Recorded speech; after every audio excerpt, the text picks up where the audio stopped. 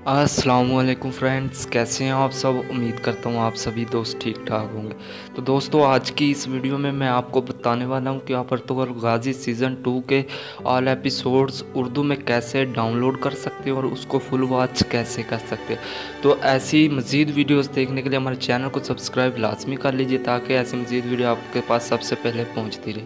तो चलें दोस्तों, बिना टाइम वेस्ट किए वीडियो को स्टार्ट कर लेते हैं। फर्स्ट ऑफ ऑल आपको इस वीडियो के डिस्क्रिप्शन में एक ऐप का लिंक मिल जाए।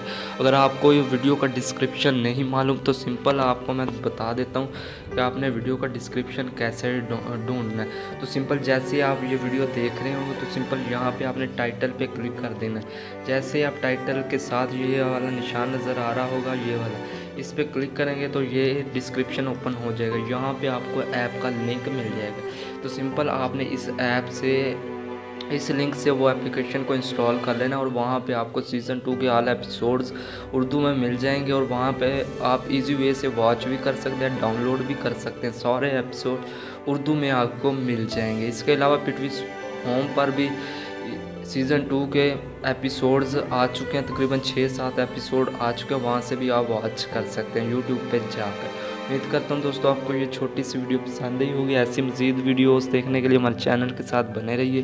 अल्लाह हाफिज़।